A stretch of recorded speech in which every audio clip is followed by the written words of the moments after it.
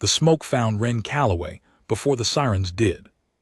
She was already running when the first wall of heat rolled through the eastern ridge, driving embers like orange rain across the canopy of the Vale Sanctuary. 37 acres of protected dragonwood forest, the only registered wildhatch site left in the northern hemisphere, and the only thing standing between the fire and the hatchery was a 23-year-old orphan ranger with a shovel, 2 extinguisher packs, and a radio that had gone dead 6 minutes ago. The hatchery door was already warm when she reached it. Inside, 41 eggs sat in their thermal cradles, stone basins, lined with volcanic powder that the mother dragons had packed themselves before the migration. The mothers were gone. Had been gone for 9 days, following the ancient sky road south to the Ashfall caldera for the winter mating flight. They would not return for 3 weeks. That was the schedule. That was how it had always worked. The mothers left, the rangers watched, and the forest stayed green. The forest was not green anymore. Wren grabbed the nearest egg, a mottled green one the size of a rugby ball, and felt the life inside it pulse against her palm. Warm, alive, terrified. The pulse came fast, frantic, like a heartbeat running from something it could not outrun. "Okay," she said to no one, to the egg. "Okay, we're moving." She had rehearsed this. Every ranger who took the Vale post rehearsed it, because the forest burned every few decades, and the hatchery was the only structure that mattered. But the rehearsal assumed 2 rangers, a working radio, and at least 1 fire crew within 20 minutes. Wren had none of those things. Her partner, Combe, had broken his leg 3 days ago on a trail survey and was 40 kilometers away in a clinic bed, probably watching this smoke column from his window and cursing. The radio tower on the north ridge had gone down first. She'd seen the glow of it catching, the brief flare before it went dark, and took her only link to the outside with it. She was alone. The fire was not. It came from 3 directions now, funneled by the valley walls, and the smoke above the canopy was turning the noon sun into a copper disk. She could taste ash between her teeth, feel it coating her tongue and the back of her throat. The roar of it was constant, not like wind, deeper than wind, more like a freight train that never passed. Wren loaded 6 eggs into her pack frame, the maximum the padding could hold without risking shell fracture, and sprinted for the river. The Vale River ran cold and fast along the sanctuary's western border, cutting a natural fire break 30 meters wide. If she could get the eggs across to the gravel bar on the far side, the fire could not follow. Water was the one thing fire respected. 6 eggs, 35 still in the hatchery. 6 trips minimum. The math was terrible. She made it to the river in 4 minutes, waded across with the water at her thighs and the current trying to rip her boots from under her, the pack frame held above her head because submerging the eggs would shock the embryos. On the far side she set them in a hollow she scooped into the wet gravel, pressed each one to confirm the pulse was still there. All 6, strong, steady. Then she turned and ran back. The second trip took 5 minutes. The smoke was thicker, banking down from the canopy in waves that turned the trail into a tunnel of gray. A burning branch crashed across the path behind her, and she had to vault it, feeling the heat sear the hair on her forearms. The hatchery was visible, now only by the glow of its wooden window frames catching. She loaded 6 more, ran. Third trip. The hatchery roof was smoldering, not flames yet, but the tar underlayment had softened and was sending up black ribbons of toxic smoke that mixed with the wood fire gray. She loaded 6 more eggs, working by feel in the haze, and one of them, a pale silver one, smaller than the others, tucked in the back corner of the 3rd row, cracked against the frame as she lifted it. Not a full break. A hairline fracture running along the widest curve, thin as a thread. Wren froze. A sound came from inside the egg. A thin, high keening like a tea kettle left too long on the burner. The creature inside was alive, and it was afraid, and the crack had let the smoke in. She tucked the silver egg against her chest, inside her jacket, skin to shell. The keening softened. The egg was warm, warmer than the others, as if whatever lived inside it burned at a higher temperature. She could feel it vibrating against her sternum. She ran. At the river she set the silver egg apart from the others, in a nest of her own shirt wadded into the gravel and dampened with river water. The keening had stopped. She pressed her ear to the shell and heard a faint scratching, a rhythmic scraping, like a claw testing the boundary of its world. Still alive. Stay, she told it, I'm coming back. Fourth trip. 5 eggs this time. Her arms were shaking and she could not risk the full 6. The hatchery door frame was on fire now, a bright rectangle of orange. She kicked it open with her boot and the heat shoved back at her like a physical hand. Inside, the air was nearly unbreathable. She loaded the eggs by feel, counting cradles with her fingers, pulling shells from basins that were beginning to crack from the thermal stress. Stumbled out coughing, bent double, eyes streaming. Made the river, set them down, checked pulses, 5 for 5, ran back. 5th trip, 5 more. The roof collapsed behind her as she cleared the threshold, a groan of timber, then a crash that sent a wall of sparks upward into the smoke column like a signal fire. A gust of superheated air shoved her forward onto her hands and knees. The pack frame caught the edge of a falling beam and she twisted free, feeling something wrench in her shoulder. She crawled the first 20 meters on her elbows with the eggs pressed beneath her body, then stood, then ran. At the river her hands were trembling so badly she could barely unclip the frame. 5 eggs, all pulsing. She set them in line with the others and knelt there, gasping, hands on her knees. 36 safe, 5 in the hatchery. No, she counted again. She had loaded 5 each on trips 4 and 5, 6 on trips 1 through 3. That was 6 plus 6 plus 6 plus 5 plus 5, 28, plus the silver one against her chest on trip 3, 29. 41 minus 29 was 12. 12 eggs still in the hatchery. The math had been wrong. She had miscounted in the smoke. The hatchery held 41, but she had been loading from rows she could reach, and the back rows, the deep cradles against the far wall, she had not touched. 12 not 5, 12. The roof was gone. The door frame was gone. She could see the orange glow of the interior from here, 200 meters away, through the trees that were themselves beginning to catch. The temperature had passed the point where timber simply smoldered. It was flashover territory, where everything combustible in a space ignites simultaneously. 12 eggs. Wren stood up. Her legs didn't want to hold her. Her lungs felt like they'd been scoured with sandpaper. Her shoulder was wrong, dislocated, or torn. She couldn't tell, just a bright wrongness when she moved her left arm. She crossed the river. She ran. The walls of the hatchery were stone, thick quarried granite that the original builders had laid a century ago, back when dragons and humans had first negotiated the sanctuary charter. Stone didn't burn. The interior was an inferno, but the walls were standing, and the cradles in the back row were stone too, volcanic basalt, heat-resistant to temperatures far beyond what wood could produce. The eggs might still be alive. She pulled her jacket over her head, soaked it with the last of her extinguisher canister, 3 seconds of retardant foam, barely enough to coat the fabric, and went in. The heat hit her like a physical force. She could not breathe, could not see. The floor was a carpet of coals from the collapsed roof timbers, and each step drove heat through her boot soles like walking on a griddle. She found the back wall by memory, 14 steps from the door, hard left.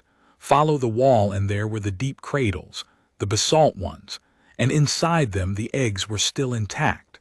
She could see them by the glow of the coals, warm-colored shells in their dark stone cups. She had no pack frame, no bag, no anything except her arms and her body and the 12 eggs that were still alive because stone had held. She took 6, cradled them against her torso, 3 in each arm, pressed against her ribs, held in place by nothing except the pressure of her elbows and the desperate grip of her burned fingers. She ran. Her boots melted at the soles.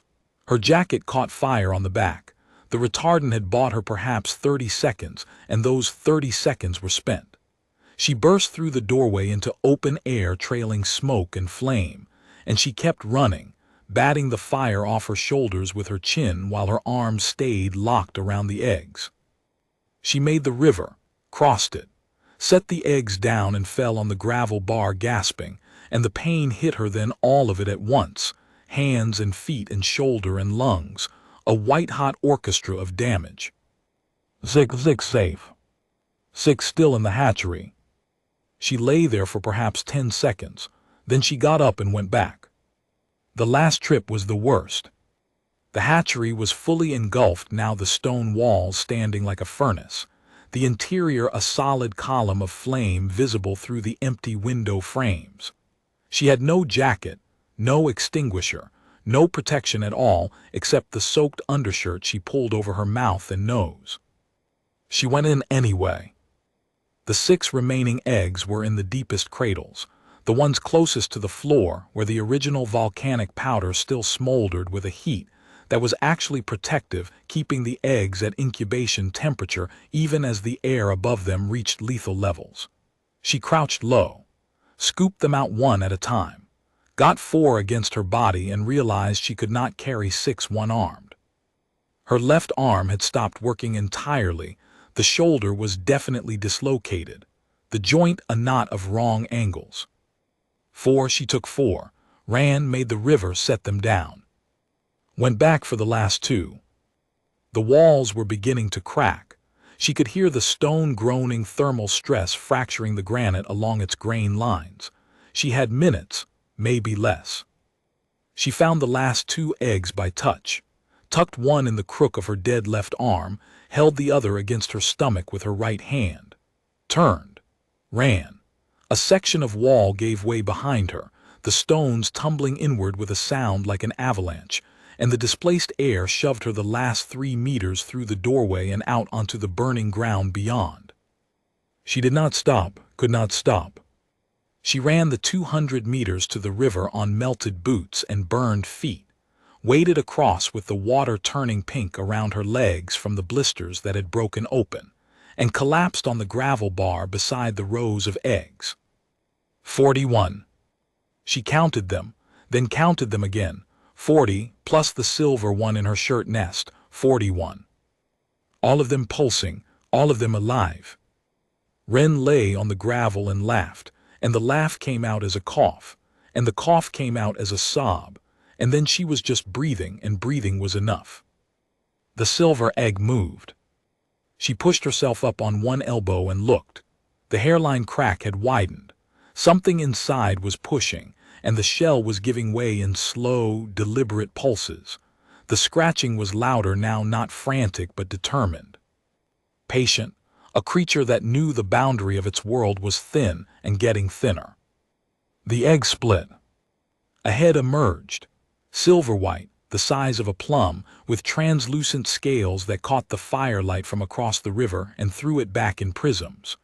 2 eyes opened, enormous in proportion to the skull, the color of rain on slate, and looked directly at Wren. The hatchling made a sound, not the keening from before, something softer, a chirp, an inquiry, a question asked with the whole body, head tilted, tiny wings pressed flat, tail curled tight. "Hey," Wren whispered. Her hands were burned. Her shirt was a ruin. Her face was streaked with soot and ash and the salt tracks of tears she did not remember crying. "Hey, little one. You made it." The hatchling pushed free of the shell in a series of ungainly lurches, trailing a membrane that Wren instinctively helped peel away with her least damaged fingers. It was the length of her forearm, with wings pressed flat and wet against its sides, a tail that curled twice around its own body, and 4 tiny clawed feet that gripped her fingers with surprising strength. Its body was warm, warmer than the other eggs, radiating a gentle heat through its damp scales. It chirped again and crawled up her arm to her shoulder, where it pressed its damp head against her neck and went still. Its small, rapid heartbeat pulsed against her skin, and within a minute it synchronized with her own 2 hearts, one rhythm. Wren did not move for a long time. The fire burned itself out against the river by nightfall. Wren had built a crude shelter from driftwood and the remnants of her jacket, arranged the 40 eggs in rows on the warmest patch of gravel, and spent the hours between tending them turning each one a quarter rotation every 40 minutes as the care manual specified, checking for cracks, brushing off ash that drifted from the sky. Her hands bled through the makeshift bandages she'd torn from her pant legs. The pain was a constant hum that she had stopped noticing, the way you stop noticing the sound of a river when you live beside it long enough. The silver hatchling did not leave her shoulder. When she moved, it moved with her. When she bent to turn an egg, it stretched its neck out and sniffed the shell, then pulled back and pressed against her again. It had not eaten. She had nothing to give it except river water cupped in her palm, which it lapped at with a tongue the color of mercury, delicate, precise, its tiny claws kneading her collar like a cat working a blanket. By morning, the radio tower crew had seen the smoke and dispatched a team. Wren heard the helicopter before she saw it, a distant thudding that grew until the machine appeared over the ridge, banking low over the burned forest. She stood on the gravel bar and waved with her one working arm. The helicopter landed on the far side of the river. 3 figures emerged, 2 Forestry Service crew, and a woman Wren did not recognize. Tall, severe, wearing clothes that did not belong in a burned forest, a long coat the color of charcoal, boots polished to a mirror finish, and a pin on her collar, a silver dragon silhouette that caught the morning sun. They crossed the river on foot. The 2 forestry crew were already talking, assessing, counting eggs, one of them on a satellite phone calling in coordinates. The woman in the coat said nothing. She walked directly to Wren and stopped 2 meters away, her eyes on the silver hatchling perched on Wren's shoulder. "You are the ranger," the woman said. It was not a question. "Wren Calloway. I'm the only one posted here right now." The woman's gaze moved to the rows of eggs, then to the ruined forest across the river, then to Wren's burned hands and the blistered ruin of her arms, then back to the hatchling. Something shifted in her expression, the barest softening around the eyes. "My name is Sierra Voss. I represent the Drakenhold Conservancy. That hatchling on your shoulder is a silver line." Wren looked at the creature pressed against her neck. "I don't know what that means." "It means that egg was placed in this hatchery under false registry. A silver line has not hatched in the wild in 62 years. They are the rarest bloodline in existence, fewer than 9 living specimens worldwide, all in captive programs." Sierra's voice was controlled, precise, but something beneath the precision was shaking. "The Conservancy has been trying to locate the remaining silver line eggs for a decade. We did not know one was here. It was in the back row, 3rd cradle from the wall, smaller than the others. You cracked its shell during transport." "The fire cracked its shell. I carried it against my body to keep the smoke out." "Through a burning building." "I carried all of them through a burning building, 8 trips." Wren's voice was flat, tired, not boasting, stating, "What difference does the bloodline make?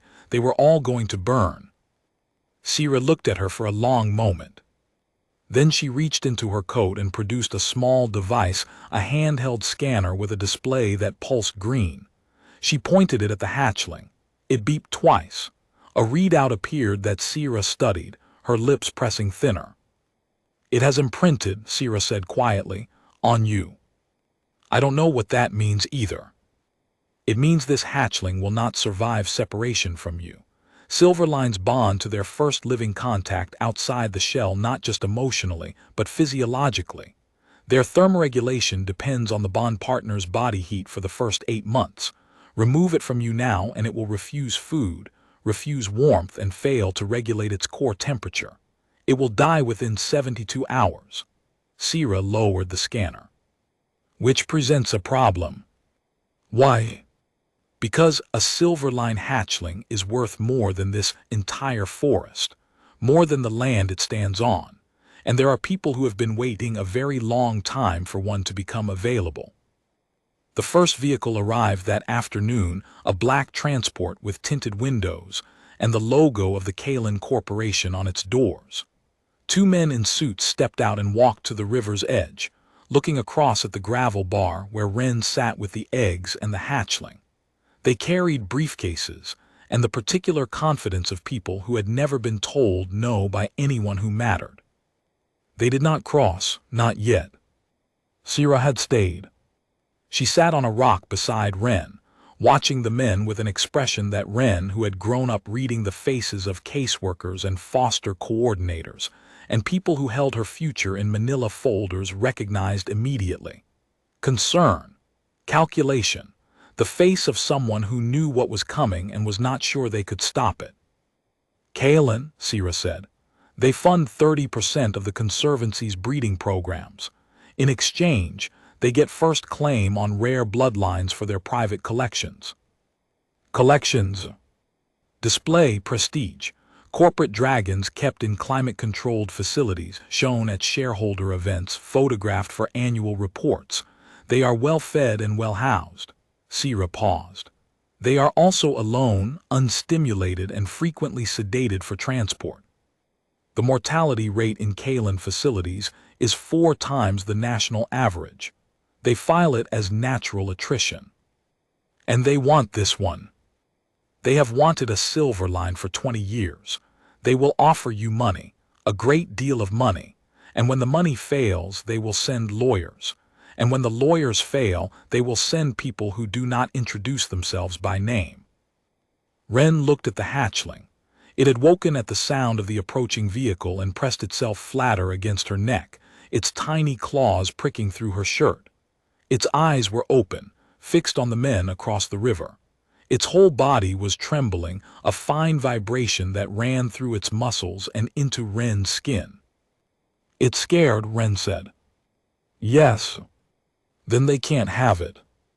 Sierra turned to look at her. Whatever she expected to find in Wren's face, hesitation, calculation, the opening move of a negotiation, the recognition that a seasonal ranger with no money and no legal standing was not equipped for what was coming, she did not find it. What she found was something simpler, older, the expression of a person who had decided, and for whom the deciding was not separate from the doing. They will not simply accept that, Sierra said. Then they'll have to not accept it from right there on the other side of the river. The standoff lasted 4 days. On the first day, the Kalin team sent a biologist across the river, a man with credentials from 3 universities, and a gentle voice calibrated to reassure.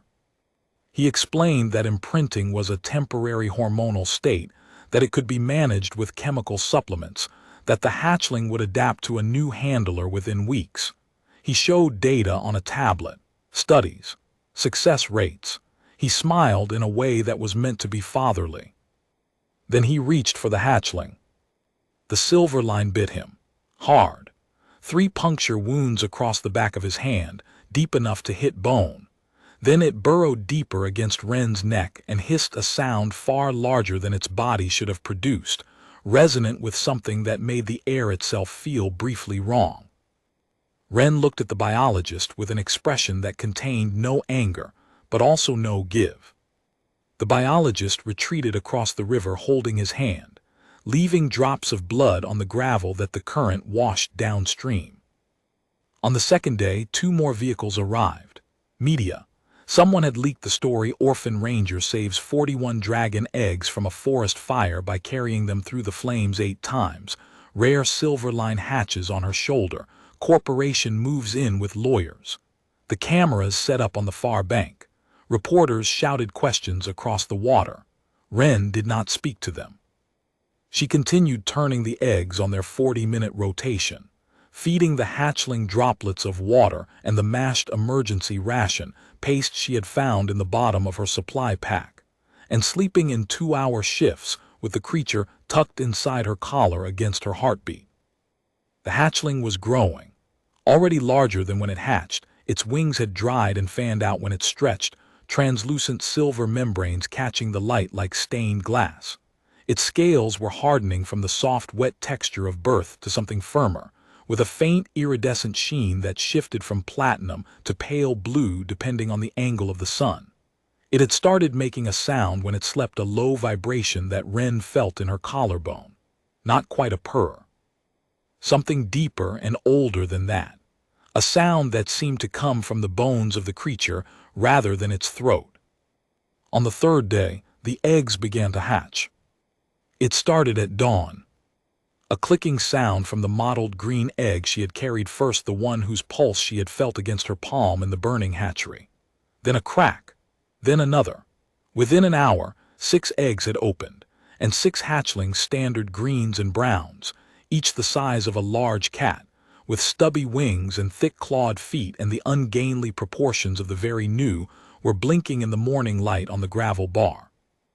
They were hungry.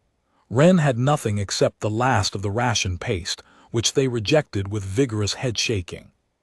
She waded into the river and caught fish with her bare hands, a skill she had learned at 14 in a group home where the food ran out 3 days before the end of the month, and the creek behind the property held brown trout. 4 small fish.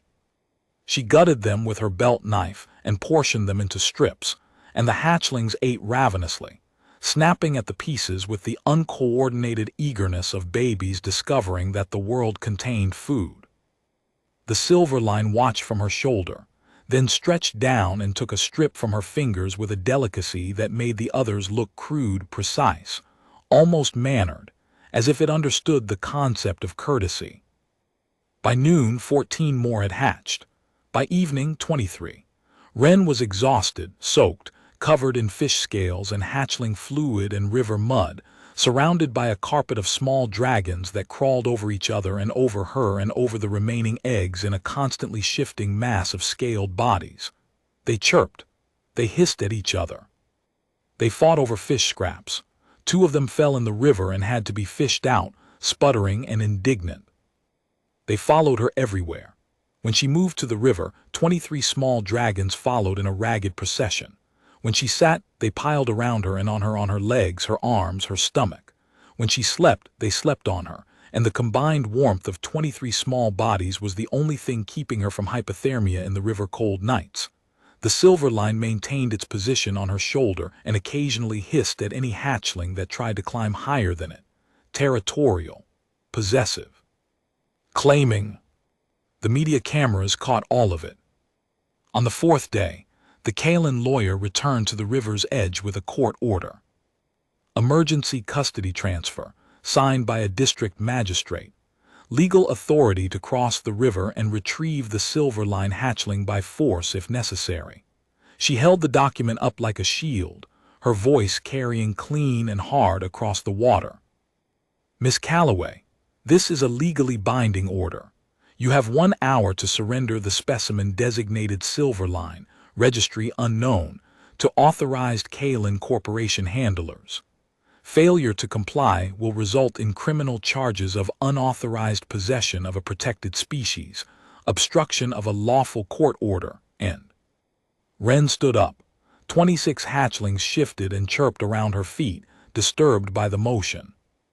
The Silverline gripped her shoulder and raised its head, its rain-slate eyes fixed on the lawyer with an intensity that looked nothing like a 5-day-old creature, and everything like something ancient looking out through new eyes.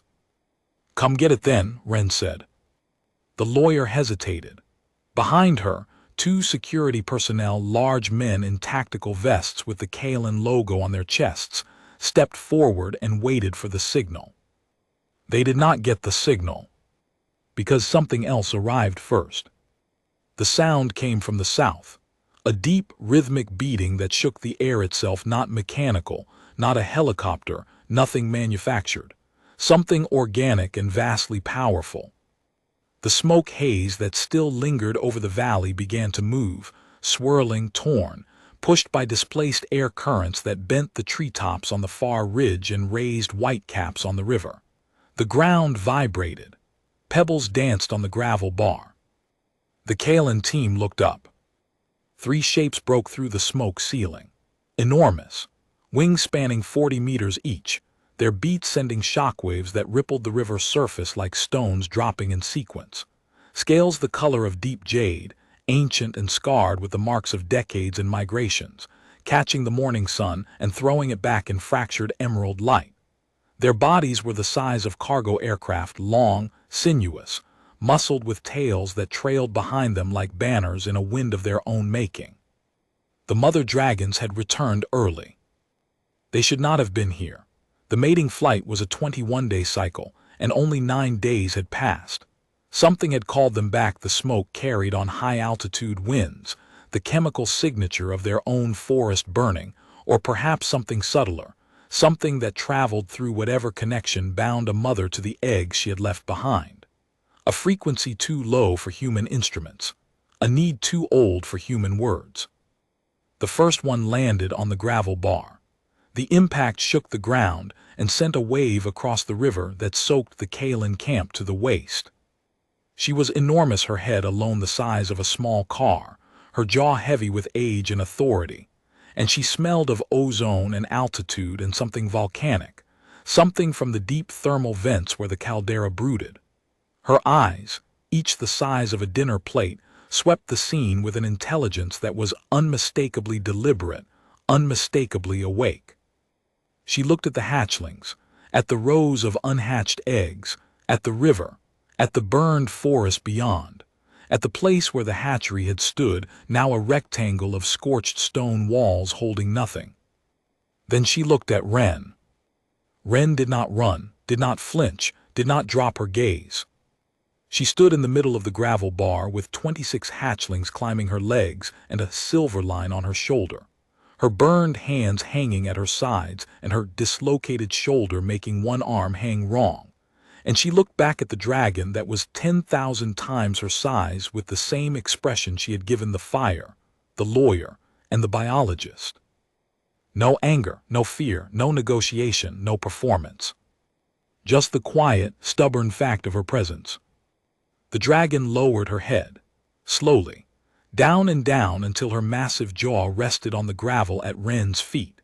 Her breath washed over the ranger in waves of warmth that smelled of sulfur and approaching storms and the mineral tang of deep earth. The hatchlings scattered at first, then returned, hesitant, chirping, climbing over their mother's jaw and scaling the ridge of her nose, recognizing something in the scent and the warmth that spoke louder than size or fear. The dragon exhaled, a low rumble that Wren felt in her chest and her spine and the soles of her feet, not a threat, not a warning, an acknowledgement, an ancient sound that predated speech, predated thought, predated everything except the bond between a mother and the creature that had kept her young alive. The other 2 dragons landed. Then more appeared from the smoke, 4, 6, 9, each one larger than a house, each one landing on the gravel bar and the riverbank with impacts that shook loose stones from the valley walls. They arranged themselves in a perimeter around the bar, around the eggs, around Wren, and the pattern of their positioning was not random. It was deliberate. It was the configuration that the old conservancy texts called the shield ring. The formation a pod assumed around its most precious contents. 12 mother dragons, the entire migration pod, a living wall of scale and wing and ancient intention, arranged in a circle around one human woman and a gravel bar full of their children. The Kaelin security personnel backed up, then backed up more, then got in their transport without a word and left. The lawyer stood alone at the water's edge, her court order in her hand, the paper trembling, staring at 12 dragons that had just enclosed one human woman inside the most protected space in the natural world. "Miss Calloway," she called, her voice was thin, threadbare, "this does not change the legal." The nearest dragon turned its head toward her, opened its mouth. Not a roar, just an opening, an invitation to observe the rows of teeth, each one longer than a human arm, each one designed by 100 million years of evolution for exactly one purpose. The ember glow from the still smoldering forest reflected off them in orange and gold. The lawyer folded her court order, put it in her pocket, crossed the river, got in the last remaining vehicle, left. Siravas had not moved. She stood beside Wren inside the ring of dragons, her expensive coat covered in hatchling claw marks and fish scales and river mud, and watched the 12 mothers settle into their positions with the slow deliberation of continents moving. After a long moment, she took out her phone and made one call. "It's Sira. Tell the board the mothers are back, all 12. They've formed a shield ring around the ranger and the hatchlings. The silver line is imprinted and the pod is not going to permit removal. Not by Kalen, not by a court officer, not by anyone." A pause. "Yes, I'm sure. I'm standing inside it. One of them just showed its teeth to Kalen's lawyer and the lawyer drove away." Another pause. "Tell the board that if they don't intervene on the ranger's behalf immediately, formally, publicly, with a protection decree, I will resign effective tonight and take this to every media outlet that has a camera pointed at this valley, which is currently all of them." She hung up. Wren looked at her. "The board will intervene," Sira said. "When the alternative is being seen on camera doing nothing while a corporation tries to take a baby dragon from a woman who carried 41 eggs through a fire with her bare hands, while 12 mother dragons stand guard, even the most budget-compromised board member finds their conscience, or at least their survival instinct." The silver line chirped, stretched its wings, settled back against Wren's neck. "Also," Sira added, "I think they're afraid of the dragons." "They should be." The legal challenge collapsed within a week. The Conservancy Board, under considerable public pressure and the practical reality that no enforcement officer in any jurisdiction was willing to cross a river guarded by 12 adult dragons to serve a custody order, issued a formal protection decree. The Silver Line hatchling was classified as a wild-born imprinted individual. Its bond to Wren Calloway was recognized under the Conservancy's charter as a natural custody event, a biological fact that superseded commercial first claim rights, the same way you cannot claim ownership of a river that has already chosen its course. Kalen appealed. The appeal died when their own shareholders objected the footage of Wren on the gravel bar, surrounded by hatchlings, visibly injured, with the corporation's lawyers and security looming across the river, had spread across every platform in a way that made the company that tried to steal a baby dragon from an orphan, a phrase no public relations team on Earth could survive. Their stock dropped 9% in 2 days. The CEO issued a statement expressing deep respect for the bond between Ranger and Hatchling. No one believed him. But none of that was the part Wren remembered. The part she remembered was the 5th morning. The fire was out. The helicopters had come and gone, medics, forestry crews, conservancy specialists with portable incubation units. The eggs and hatchlings had been properly assessed, tagged, and given nutrient supplements by people with actual veterinary training. Wren's hands had been treated second-degree burns across both palms, the backs of her fingers, and a strip along her left forearm. Her shoulder had been relocated with a pop that she felt in her teeth. Everything that needed doing had been done by people with proper equipment and proper authority. Wren was sitting on the gravel bar. Not alone, the silver line was on her shoulder, and the first dragon mother, the jade-green colossus who had landed first and lowered her head, had not left. She lay on the gravel 50 meters downstream, her massive body curled in a half-moon around the edge of the bar, her head resting on her foreclaws, her plate-sized eyes half-lidded in something that looked very much like peace. The morning sun was warm on the water. The burned forest across the river was already showing signs here and there, in the black ash, the first green shoots of dragonwood regeneration. A week from now there would be a carpet of seedlings. A year from now a young forest. 5 years a canopy. The fire was not an ending. It was a cycle. The hatchling stretched on her shoulder, fanned its wings wider now, drying translucent and strong with visible veining and a shimmer like oil on water, and made the low vibration sound that Wren had come to understand meant contentment, safety, home. "I don't know what I'm supposed to do with you," she said to it. The hatchling butted its head against her jaw. I'm a ranger. I live in a cabin with one room and a stove that barely works. I make enough money for food and boots, and not always both in the same month. I don't know anything about raising a silverline. I don't have the training, the equipment, or the credentials.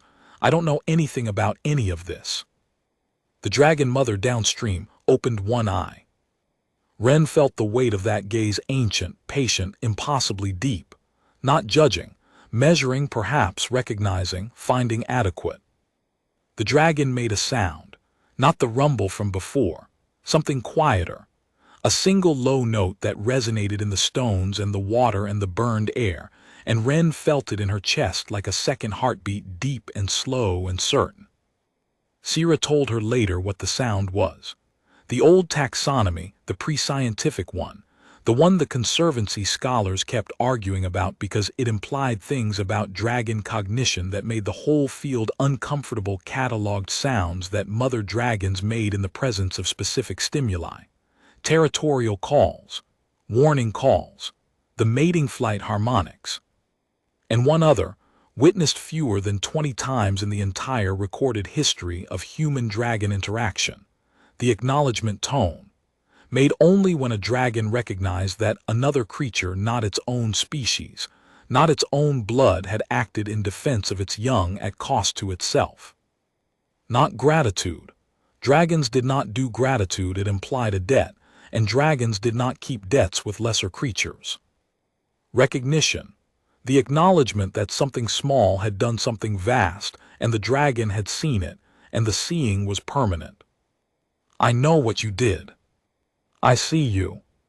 Wren sat on the gravel bar in the morning light with a silver dragon on her shoulder and a mother dragon's recognition resonating in her bones, and she understood something she had never understood before, not from any foster home, not from any caseworker's reassurance, not from any human institution that had passed her along like paperwork. She understood that she had been claimed, not owned, not employed, not assigned. Chosen. Not because she was special, not because she was destined, not because she had powers or bloodlines or some hidden importance, but because she had been there and she had not left, and that was enough. She leaned back against the driftwood shelter she had built. The hatchling settled against her neck. The mother dragon closed her eye. The river ran cold and clear between the burned world and whatever came next. Okay, Wren said, then we figure it out together. 6 months later, the Vale Sanctuary had been rebuilt. Bigger than before, a new design that Wren had helped draft and the Conservancy had funded without argument. The hatchery was stone and steel now, fireproof to temperatures 4 times what had destroyed the old one. The forest was regrowing around it, dragonwood shoots reaching a meter high already, fed by nutrient-rich ash and the deep root systems that had survived below the burn line. Wren's cabin had grown too. Not from money, the Conservancy had offered compensation, which she had declined except for a living wage and materials. The cabin was larger because the silver line was no longer forearm-sized. At 6 months, it was the size of a large dog, sleek and angular. Its scales darkened from translucent silver white to deep polished platinum. Its wings, when fully spread, spanned 3 meters and caught the wind with a sound like silk tearing. It still slept on her shoulder when it could, which increasingly meant draping itself around her neck, and shoulders like a scaled shawl, its weight a familiar pressure that she missed when it was gone. She had named it Pip, not a grand name, not the kind of ancient multisyllabic title the Conservancy scholars kept suggesting from the old draconic lexicon. She called it Pip because when it had hatched, when it had first looked at her with those rain-slate eyes on the worst night of her life, it had been small. The smallest thing she had ever been responsible for, and she had kept it safe. The mothers came back, not just for the seasonal migrations they visited.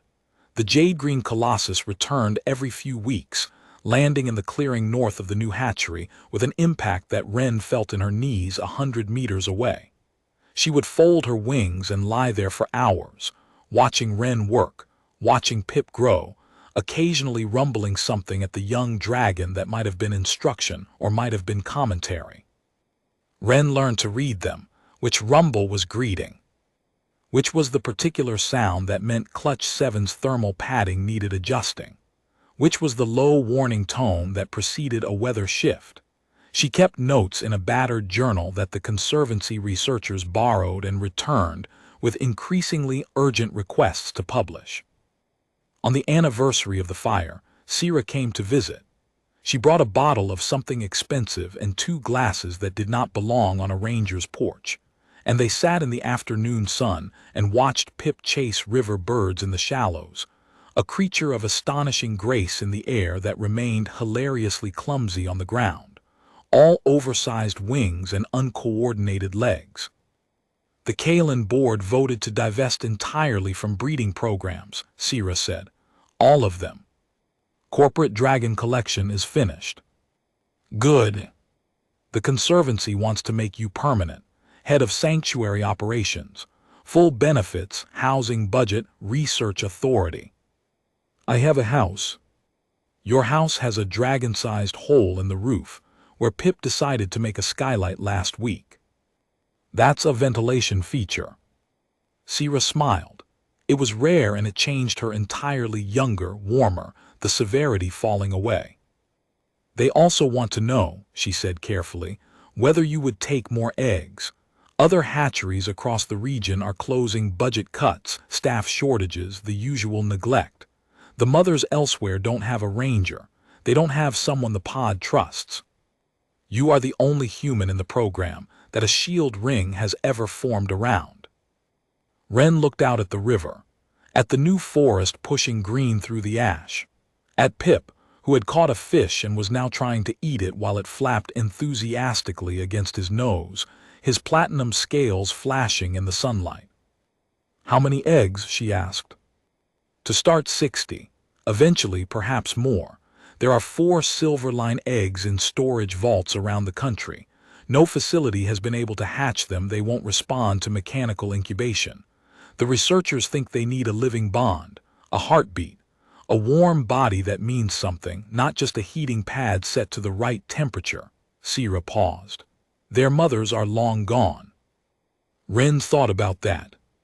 About the 41 eggs she had carried through fire, 6 at a time, 8 trips on burned hands and melted boots.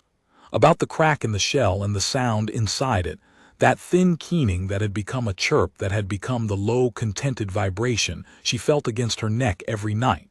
About the choice that had not felt like a choice. Just the next thing, because there was no one else to do it. Send them, she said. Sira raised her glass. Ren raised hers. Across the clearing, Pip finally conquered the fish, spread his wings in what was probably a victory display, threw back his head in triumph, and promptly tripped over his own tail and crashed sideways into the river with a spectacular splash. The jade-green mother dragon, dozing on the far bank, opened one enormous eye, regarded the thrashing young silverline with an expression that transcended species and could only be described as maternal exasperation, and closed it again. Ren laughed, a real laugh, full, unguarded, carrying across the water to where the dragons rested in the afternoon sun, to where the new forest grew, to where the future waited with its arms full of eggs that needed someone. Not the laugh of someone who had saved anything. The laugh of someone who had finally been saved back.